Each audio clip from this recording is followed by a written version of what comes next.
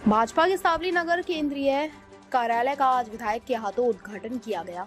उस समय क्षत्रिय समाज के विरोध के डर से सावली पुलिस ने 5 से 7 क्षत्रिय युवकों को हिरासत में ले लिया। सावली नगर में आज लोकसभा चुनाव के लिए कार्यालय का उद्घाटन जिला भाजपा अध्यक्ष सतीश निशालिया, प्रभात भरत सिंह बापू और विधायक केतन इनामदार की मौजूदगी में किया गया, जिसमें बड़ी संख्या में भाजपा नेता और कार्यकर्ता मौजूद रहे और भाजपा कार्यालय के उद्घाटन के दौरान प्रदर्शन या विरोध की आशंका के कारण 5 क्षत्रिय युवाओं को हिरासत में लिया गया और सावली पुलिस स्टेशन लाया गया, जिससे पूरे तालुक के क्षत्रियों में बहुत गुस्सा था। एक जयू सिंह परमार, दूसरा दिलीप सिंह परमार शेहोरा, तीसरा पृथ्वीराज सिंह वाघेला दीपापुरा, चौथा विजय सिंह परमार अंधारवाली, पांचवा दशरथ सिंह चौहान मेवली को हिरासत में लिया गया।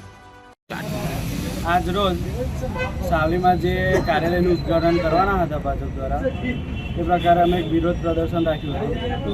એના ત્યાં કાર્યક્રમ જતાં પહેલાં જ અમારા પોતાના ધંધાકીય રીતે બેઠા હતા ત્યાં તે સ્થાનેથી સરકાર દ્વારા પોલીસને પ્રેશર કરીને અમારી અટકાયત કરવામાં આવી છે।